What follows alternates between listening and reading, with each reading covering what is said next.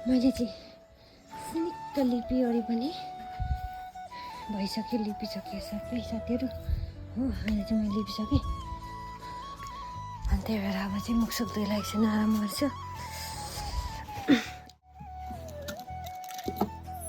अहिले चाहिँ मजा खाँदैछु चिया।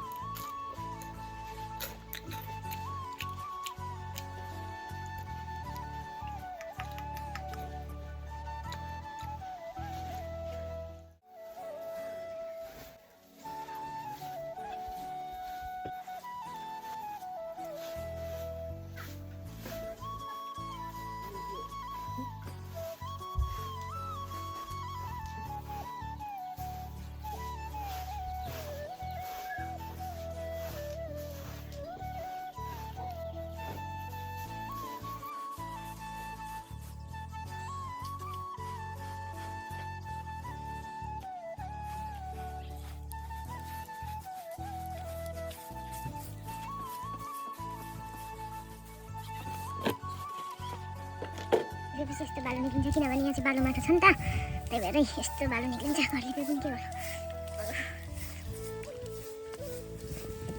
सो अहिले चाहिँ म घरको काम गरिवरि पनि यहाँ आएको छु, किनभने यहाँ चाहिँ आएको छु दिदीसँग। दिदी चाहिँ काट्दैछ, म चाहिँ यहाँ बोक्न आएको छु। यो बोक चिन्छु तर दिदीको लागि हो नि त, दिदीको लागि।